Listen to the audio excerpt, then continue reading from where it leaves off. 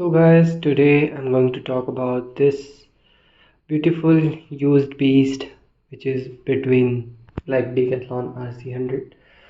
तो सबसे पहली बात अगर मैं आपके साथ करने जाऊँ तो ये होगी कि या now I am officially a geared bicycle rider. So मैंने अपने सिंगल स्पीड कम्युनिटी और फिक्स्ड गियर कम्युनिटी के पीठ पे छुरा घोंपा है, what ever you could say. So today it will be a review of this beautiful bike और मुझे कैसा लगा एक गियर्ड बाइसिकल को डेली लाइफ में यूज़ करके। हाँ, जिन लोगों को नहीं पता, मैं पुणे आ चुका हूँ and I bought this bicycle second hand just to see how it goes. मैं एक नई बाइसिकल भी RC100 ले सकता था बट वो बजट को काफ़ी हद तक चीर देता मेरे। And the second thing will be कि it wouldn't be worth risking the money, so that's why I have bought it. So what's so special about having a geared bicycle? So first of all, the first thing you will notice is the feasibility of the gear ratio. So as you can see, gear ratio is quite good. If you will look कि ये 7 speed है only, but पीछे काफ़ी बड़ा है जो कि अपहिल्स यहाँ पुणे जैसे शहर में चढ़ने को काफ़ी आसानी करते हैं। And you will also look at the front which is 44 tooth chain ring, nothing special.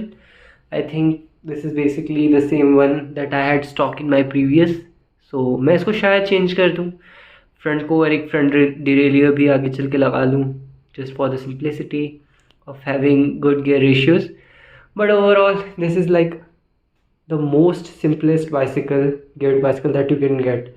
And सबसे अच्छी बात है Decathlon से। सो मैं आपको पूरी स्टोरी बताता हूँ। सो द थिंग इज़ कि सबसे पहले मैं साइकिल को अपनी जो मेरे घर पे थी उसको लाने के बारे में सोच रहा था, बट जब यहाँ पे आए और मैंने यहाँ पर एलिवेशंस देखे, मैंने देखे अपहिल्स कैसे हैं, so I got to know that it's really important for me to have a geared bicycle, something that I can change gears. और मेरे से जितने भी लोग नाराज़ हों, खफा हों कि why I choose this geared bicycle over a single speed, it's because कि यहाँ पे नहीं हो सकता, बिल्कुल भी नहीं हो सकता, because मुझे फास्ट जाना पसंद है and who doesn't wants to go fast. And also I would like to have something good for my knees because you know single speed को आपको बहुत फास्ट जाना पड़ता है एंड वो नीज को काफ़ी हार्मफुल होते हैं। तो मैं इसकी स्टोरी बताता हूँ। मुझे ये 8000 की पड़ी। एक बहुत ही अच्छे भैया थे, उन्होंने मुझे 8000 में ये इसका प्राइस बताया। और बहुत सारे लोग डिसएग्री करेंगे वाई 8000, बिकॉज यू सी जो इसके गियर्स हैं, जिसके टूथ हैं, वो देखने से पता चलते हैं कि बहुत ज़्यादा यूज़ नहीं हुए। Like it is literally may be ridden 2000 और 3000 किलोमीटर। उन्होंने ये बाइसिकल ली थी बोर्डम को हटाने के लिए 2020 में, 2019 के एंड में, जब आपका कोविड सिचुएशन आई थी। उसके बाद से उन्होंने इसे काफ़ी कम ही चलाया और काफ़ी लिमिटेड टाइम के लिए, ज़्यादातर ये टाइम घर में पड़ी रही। आप ये जो ब्लैकनेस देख रहे हैं ये पेंट से है, जो कि पता नहीं कैसे लगी। ही ऑल्सो डजंट नो, क्योंकि उन्होंने अपने घर में एक बार पेंटर को डाल करके और आने के बाद ऐसा देखा। So maybe paint, I don't know what happened, but हाँ, ये स्क्रैचेस नहीं है, यहाँ पे कोई भी स्क्रैचेस नहीं है। This is just simple paint, it does not have a single scratch. थोड़े मोड़े थे, वो मैंने नेल पॉलिश लगा के ठीक कर दिए because you don't want to get it scratched. और बाकी इसका फ्रेम काफ़ी सही था, इंटैक्ट था, कोई इशू नहीं था। फॉक बिल्कुल अच्छा था, कोई इशू नहीं था। आप देख सकते हैं कि यहाँ तक कि जो आपकी रिम्स हैं वो भी ठीक हैं, गियर्स भी ठीक है, हब्स भी ठीक थे। So it cost me around 10,000। 8,000 रुपये में मैंने ये बाइसिकल लिया एंड 2000 रुपीज़ में मैंने इसकी सर्विसिंग कराई 1500, जिसमें सर्विसिंग चार्जेस थे एंड बाकी के ब्रेक पैड्स चेंज हुए and a bit more, so like even below 20,000, like below 10,000 range. और उसके बाद मैंने इसमें कुछ खास नहीं किया, टू बी ऑनेस्ट। हाँ, ये बात सच है कि इसके टायर्स 2019 मॉडल के हैं।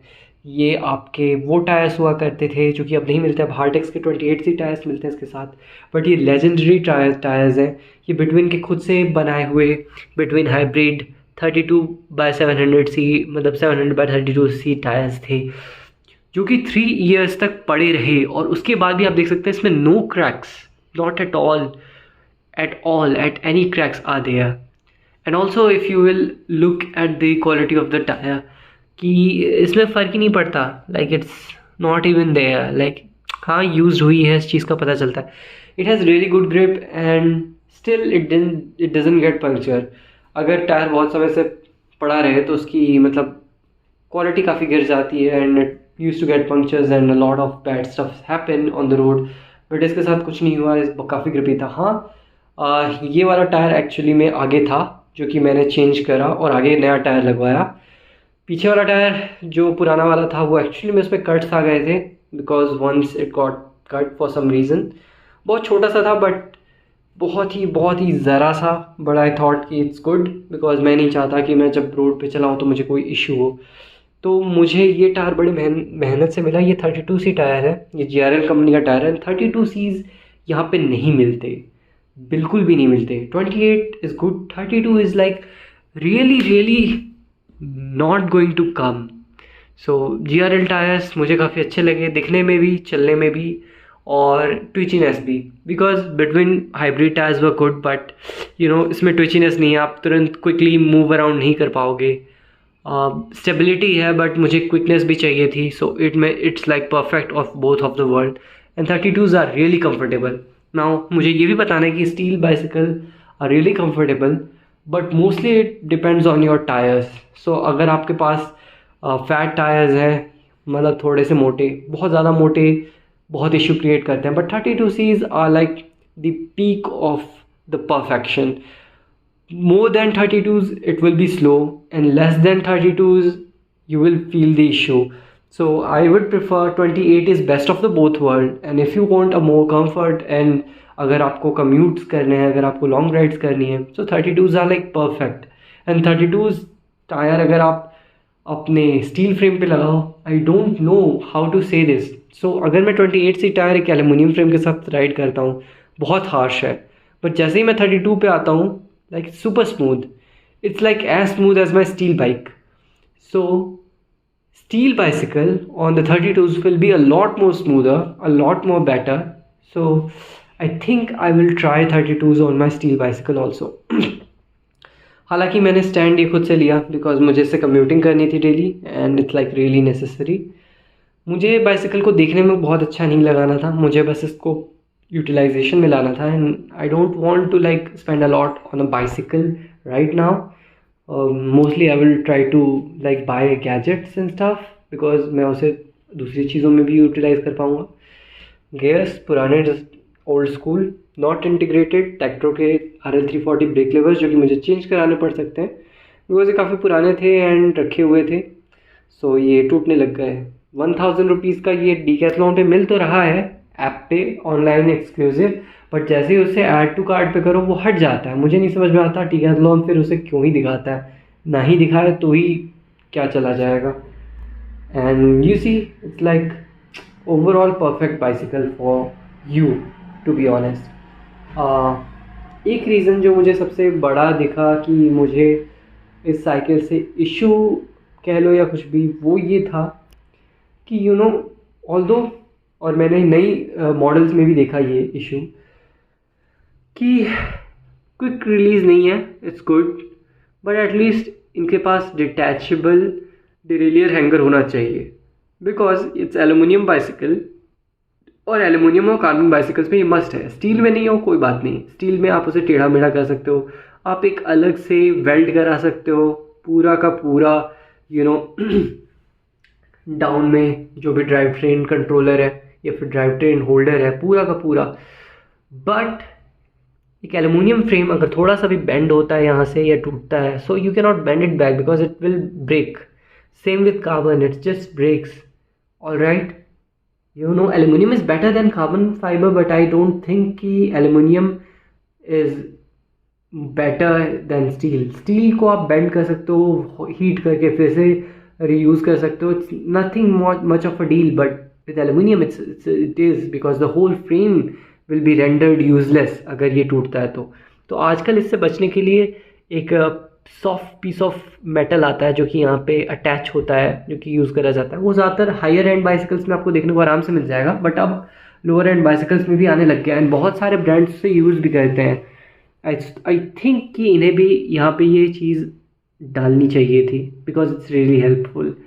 जो अगली मुझे अपग्रेड्स होंगे वो यही होगा कि मैं इसकी सीट बदलूँ, because this is not comfortable. हाँ, new Triban RC100 RC120 comes from a different kind of saddle which is really smooth to ride. It's better. इसका वेट भी ज़्यादा नहीं है, इसका wait similar to my yeah, it would be similar to my steel single speed which you could see. मैंने उसको upgrade करा था, उसके बाद उसका वेट और इसका वेट लगभग सेम ही होगा, जबकि इसके पास गियर्स हैं। And this will be a bit more heavier even though it's aluminum frame, maybe because of the gears and all and this stuff. Also, it's a good quality like aluminum frame. It's not bad quality. It's like really great quality aluminum steel. And हाँ, ये जो इसके आगे वाला है ये steel fork है, मुझे ये ज़्यादा पसंद है because steel fork vibration absorb कर लेता है, unlike aluminium it's really harsh. And also कि वो ज़्यादा फ्रैजिल होता है, अगर आपके थोड़े मोड़े एक्सीडेंट होते हैं और अगर आपके पास स्टील फॉक है, it will handle out most of the crashes, a bit of a crash अगर इफ इट हैपन्स। और एलुमिनियम फ्रेम में this is not the same thing. One thing I would like to tell कि इसके breaks जो हैं वो काफ़ी ठीक है अभी भी, और हो सके तो मुझे इसका सैडल मतलब सीट जो भी है एंड इसके ब्रेक लेवर्स चेंज कराने पड़ेंगे, जो कि मुझे काफ़ी महंगे पड़ेंगे। And overall the bicycle cost will be increase. बाकी सारी चीज़ें ठीक है।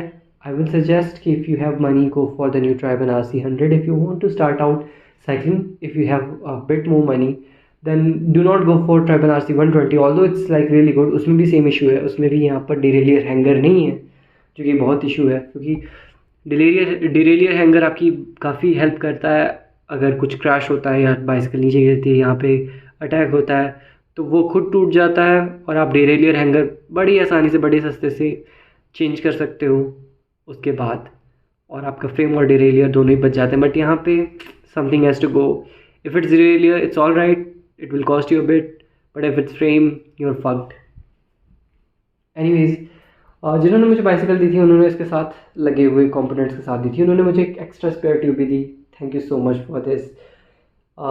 यहाँ पे बॉटल रखने के लिए ऑलरेडी है, एंड इसके साथ और सारी रिफ्लेक्टर्स वगैरह भी थे जो मैंने हटा दिए, बिकॉज मुझे बहुत एक्सट्रीम नाइट राइड्स नहीं करनी है। And it's like really good, it's like overall it's a great bicycle. It has like good tyres, it has really good functionality. हाँ, न्यू जो इन्होंने ट्राइबन RC100 लाई उसके साथ मुझे एक इशू हुआ। It's good, it's safe to have an STI shifter, integrated shifter, जो कि ब्रेक लेवर्स में ही होता है। बट द इशू इज़ कि यहाँ पे जो इनके व्हील्स हैं उसके जो हब्स हैं, it's a ball bearing hub, like इसमें बेयरिंग्स हैं छोटे छोटे बॉल्स के।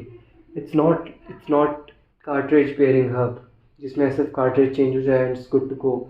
नो, आपको ग्रीसिंग करवानी पड़ती है। तो यहाँ पे बारिश का मौसम रहता है, धूल धक्कड़ रहती है, सो आपको हर 3 मंथ्स 6 मंथ्स और 12 मंथ्स में भी हो सकता है कि depends on how much you ride your bicycle कि आपको सर्विसिंग करानी पड़ जाए, ठीक है।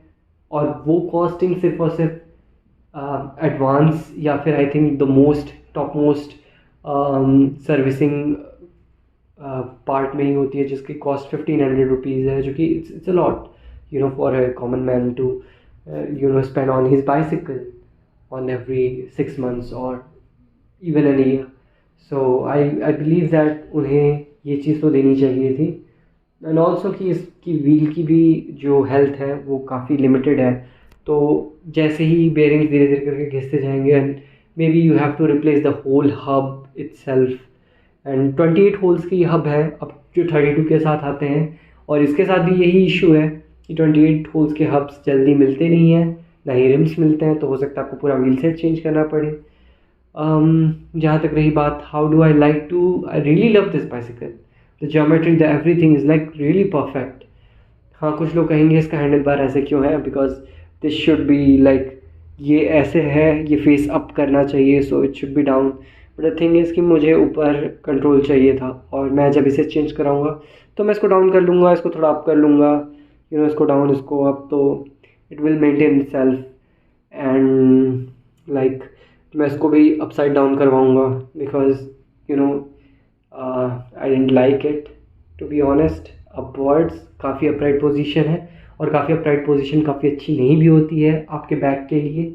I will cover up that in another video. Overall this was a good bicycle, I really loved enjoyed it a lot. कभी मैं डिटेल में ये भी शेयर करूँगा दैट कि मुझे सिंगल स्पीड और गियर में क्या अंतर लगे, क्या मुझे अच्छा लगा क्या नहीं। Well, I will choose my single speed bicycle any day over this bicycle, but still this is like really amazing bicycle. मुझे वो इसलिए पसंद है बिकॉज मैंने उसे खुद से बहुत सारे अपग्रेड्स किए, and it flies off on straight plains, but up hills and down hills पे I don't think that she will be able to perform as much as this beast, but on the straights, on the smooth surfaces without any elevation, I think she will beat the hell out of this. Still I think कि Decathlon को steel frames को भी लाना चाहिए, I guess good steel frame, maybe even if it will cost a bit because steel की demand बहुत है, because the way it rides, the way it looks, this round tubing and the way it feels, it's like amazing. So overall this is a good bike, I really enjoyed it, but this is the best for the price. So 25,000 में आपको अभी in the market Decathlon से better कोई नहीं पहुंचा सकता। I think even in the उसकी जो 1,09,000 1,10,000 के आसपास वैन रीजल है वो भी बेस्ट है, एंड उसका शायद कार्बन इन्होंने फ्रेम वाला मॉडल जो कि अल्टीग्रा ग्रुप सेट के साथ आता, उन्होंने इंडिया में लॉन्च नहीं किया, बट द थिंग इज़ कि उन्हें करना चाहिए because that is a beast, that's really lovely bicycle, this is also really lovely bicycle, I really loved it. तो मिलते हैं नेक्स्ट वीडियोज़ में जहाँ पे मैं आपके साथ इसकी और चीज़ों के बारे में बात करूँगा। Maybe I will come up with the more upgrades if I'll have the budget for it. Right now it just goes a lot well, और मेरे इसके साथ एक बड़ी राइड करने का भी मन है। So let's see you in the next video. Bye bye.